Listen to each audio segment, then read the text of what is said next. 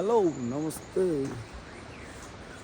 आज चाहिँ हामी धुन्चेतिर छौँ अनि हाम्रो यात्रा भने गोसाइकुण्डसम्मको रहेको छ है, गोसाइकुण्डसम्मको।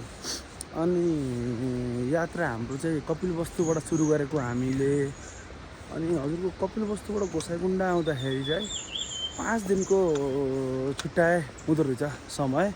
र हामीले चाहिँ अझै अलिकति एक्स्ट्रा बनाउनको लागि यसलाई 2 दिन लाङटाङ हिमाल भन्ने पनि थप्यौँ है। अब यहाँबाट गोसाइकुण्ड गएर गोसाइकुण्डबाटै लाङटाङ गएर बल्ल हामी फर्किन्छौँ धुन्चे।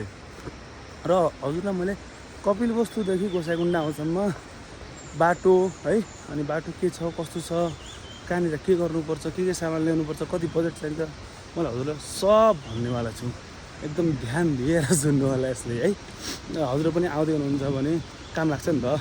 कपडा कस्तो चाहिन्छ, ब्याग के चाहिन्छ, जुत्ता कस्तो चाहिन्छ, अनि खानेकुराहरू कस्तो कस्तो हाल्दा ठिक होला, यतातिरको महँगो सस्तो के छ कस्तो छ है। र ठाउँ चाहिँ एकदमै राम्रो छ है।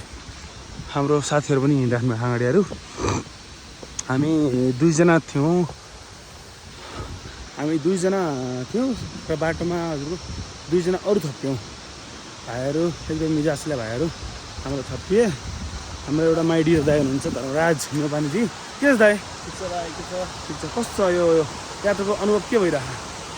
ठिकै छ, हो सुरुवाती चरण छ, राम्रै होला जस्तो लागिरहेको। ए ल थकाइ छैन नि? थकाइ अब सुरुवाती चरण मात्रै नहुने भयो भनेर ल ठिक छ। लास्टमा सजिलै गइरहेको छ।